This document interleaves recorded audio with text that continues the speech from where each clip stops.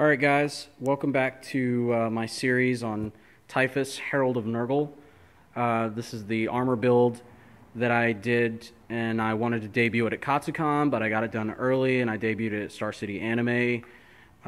So, where to start on this? This is the upper half of the armor.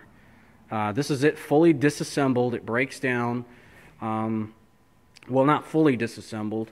I'll go into that in a minute. So, right here, I'll start with the gloves. Right here, the gloves, these were the first thing that I finished on the armor.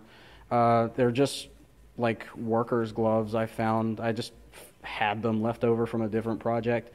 And I slapped like some scrap foam on there and painted it up and then sealed it with Mod Podge, and there you go. Like these little detail parts, I used a combination of a wood burner and a Dremel tool, and I wanted it to look all worn and rotten and all that good stuff, and because he's Typhus.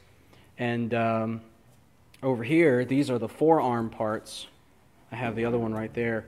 On the model itself, I think it's this one has like a fly pattern on it. But I never added it because I didn't see the point in it at the time. But I'm actually going to rebuild these pieces because right here you can see where it's starting to pop. That's mostly just, I think it's because of just wear and tear, and it's a little constricting on my arms, and I just feel like maybe I should bulk the arms out a little bit. And I did the same method I did for the gloves. I used a Dremel and a wood burner, and then just highlighted it with some acrylic paints. And I did the same thing. These rivets are actually wooden dowels. I used my Dremel tool, I dug out like a hole, and then I stuffed a dowel down in there, and that's how I got the cool receded rivet effect. And right here, I actually have the other arm. These are the bicep pieces. I didn't want to make like a separate elbow guard, so I just glued it straight to the bicep piece. And it works. It doesn't get in the way of my movement. It's pretty easy to take on and off. It literally just, it's held on by friction. I have a piece of low density foam right here to add that extra grip to it on the inside. And then I have like a snap that attaches to some straps that I wear underneath of the armor. I'll get into that in a second. And I do need to do some touch-ups on it. Right here, the paint's starting to wear. And I actually sealed this with, I think, 3 coats of Mod Podge. It was the aerosol type. So, yeah, these are the bicep armor pieces. In some places, ooh, that's pretty bad. The glue was actually starting to pop loose, but that's to be expected. I mean, nothing lasts forever. And so moving on from the bicep armor, I'm going to go to the shoulder pieces, the Pauldrons. Now, these I had a lot of fun with because I like the bladed look. I wanted to add like an extra dirty, rusty look.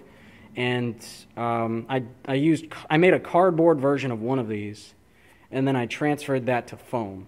And that's how I made this. And these skulls were an amazing touch. Thank you, Mr. Benson, for helping me make these. Thank you for walking me through the process. Granted, I might need your help again doing that. But again, I just used the dowel and the recessed areas right here, and I made a plate. This whole thing I made following the actual plastic model that I have for my games of Warhammer 40K. And right here, I have just a series of snaps and straps just glued directly to the side of it, and it attaches on the inside right there. So you just pop them in, snap, snap, and then it just hangs. And it's pretty easy. I mean, you can see the foam right here has actually gotten a little warped because of it, but I mean, it's foam. It'll hold. It's not like it's 4 pounds or anything. It's just gonna rip the foam. It's pretty light. And then this piece right here, this is technically a part of the lower half of the armor. This is actually I made this about a week or 2 ago, actually, because I'll post a picture in a rear view shot of my armor, you just see like my jeans underneath. You see like my butt sticking out, and it looks very awkward from behind. So I made this to just hang on the back and try and cover that up a little bit, and it works out fine. I think it hangs a little lopsided, but I mean, I'm happy with it. I had a lot of fun making this. This was a quick build I made in like a day, and then I painted it up, and it was good to go. And this is the actual like bulk of the torso. This is the rear part. I wanted to catch as much of that detail as I could. Now the model, if you look at the actual model, he has a lot more going on back here. There's a big circle that's right here that I probably am going to add. There's a couple of hoses, smaller hoses that run in and out of here and all that good stuff. And the big things that I wanted to capture as far as detail went were these destroyer hive towers. And I wanted to capture these hoses right here that ran down into the lower half, the tank, which if you look at the older model, it does have this. The big difference between the 8th edition model and the older model is the shoulder pads. Shoulder pads are actually cataphracti. The older ones, the old model has like the normal Space Marine armor, Pauldrons. But anyway, I wanted to capture like the plates here, this rivet system here. This is a little different. I actually changed that up a little bit to save time. And for the side of the canister, this whole thing right here is hollow. It's just one big round piece of foam. It's hollow, and then I used like wooden dowels, I think it was an inch diameter dowel. I made a series of them, glued them on, bam, I was done. And I added this strip here, and that was a lot of fun. And right here, the cool thing about this armor is that all of these towers are hollow, which means I don't really get hot in this thing, despite how it looks. A lot of people ask me if it gets heavy and if I overheat in this thing. Not really, because all of these towers act like vents that let my body heat out and escape from this thing. The only discomfort that I have with this is when I wear the helmet for more than 30 seconds, and that's when I start sweating. But other than that, I feel fine in it.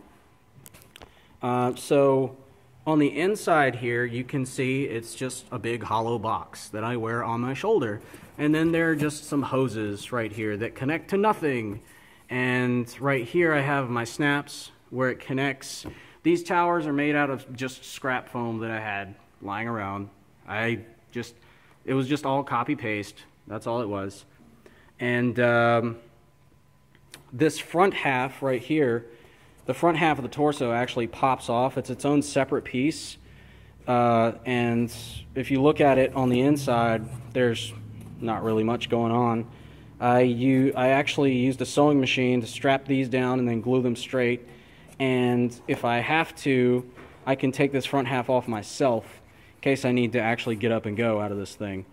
And this piece right here, this front sensor bit, that is actually hollow, so I was thinking about putting something in there, maybe like a speaker or something if I ever get a voice modulator, which is something I would love to do for this. I just left that empty because why not? This intricate detail part, the collar, was one of my bigger concerns because I was like, is it going to look too awkward? Is it going to be weird? I didn't care. I just went with it because why not? The one thing that you got to remember whenever you're making a costume or doing any kind of cosplay is that you got to have fun and enjoy what you're doing with it, because otherwise, what the hell is the point? So this part right here is the back plate. This literally exists to hide my back from showing through the armor. And it gives like a nice little spot for one of my hoses to connect. And as you can see, it's gotten worn a lot. And this was actually an accident. I made it a little too far, and then I drilled like another hole right here. I just never got around to fixing it. And it has snaps on the inside. This literally exists just to hide my back. That's all that is for. The same purpose as the butt plate over here.